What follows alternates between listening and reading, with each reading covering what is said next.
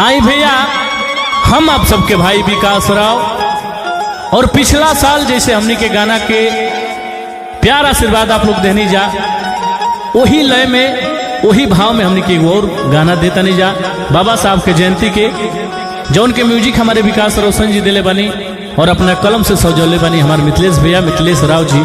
ताई सुनी जा भैया और ढेर सारा प्यार दी जा।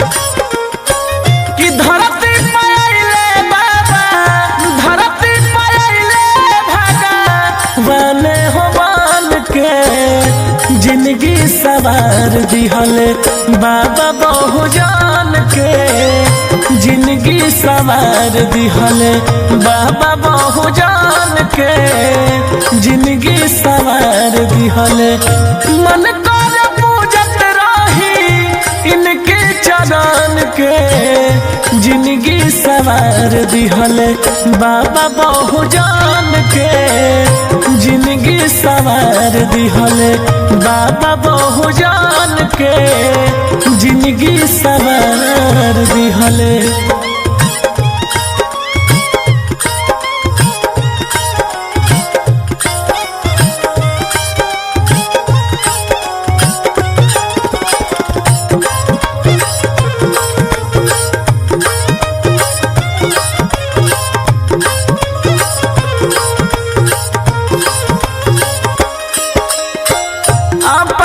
कलमिया से लिख संविधानवा, लिख संविधानवा,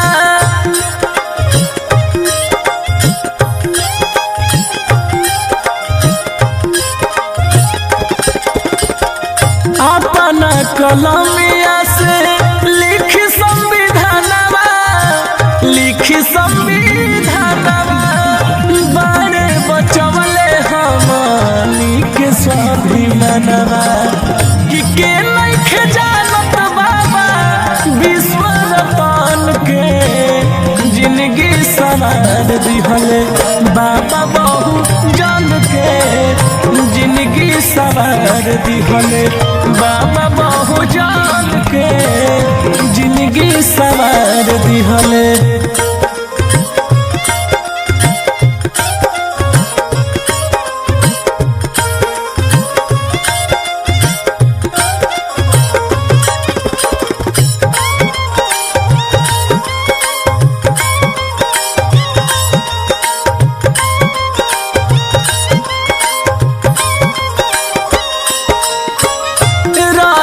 के घर दिहले पिए के पानी, पिए के पानी,